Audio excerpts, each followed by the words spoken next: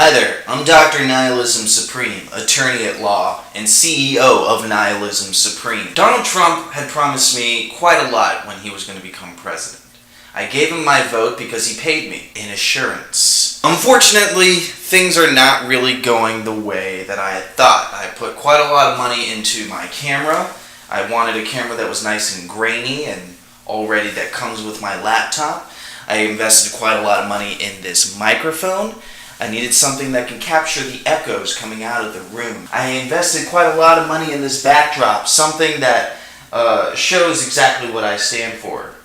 Being a person of color in America has been tough enough, and now having to deal with Donald Trump lying to me about making money as a businessman when he becomes president is probably one of the toughest things I've ever had to deal with. But luckily I've come up with an excellent investment opportunity for all of my followers.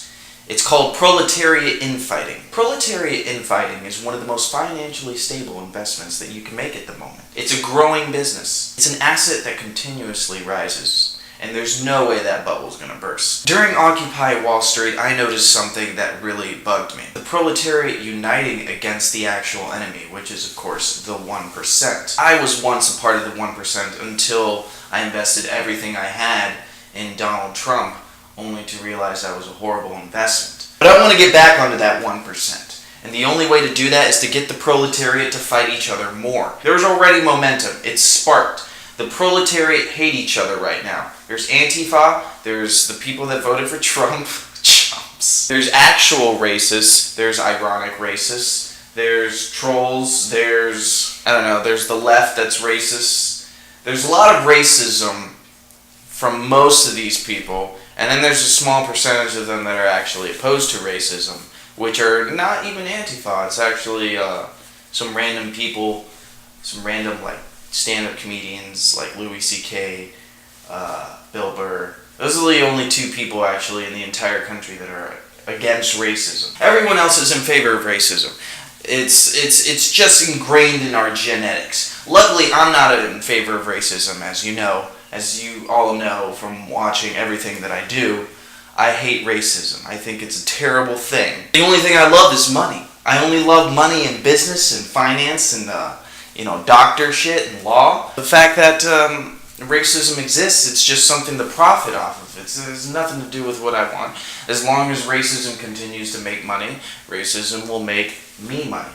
Why? Because I'm investing in proletariat infighting. Proletariat infighting is the perfect way to manifest the financial opportunity in racists. Albert Einstein once said, "What doesn't kill me makes me stronger. What kills me twice, you can't get killed again." When someone dies, they can't come back. They are dead forever, which means there is a new person to take over. The labor right now is flooded. There's too many people, not enough jobs. When the labor fights each other over who's more of a fascist or whatever, these two groups of people are going to fight each other. They're going to kill a lot of people. A lot of people are going to die. A lot of people aren't going to die.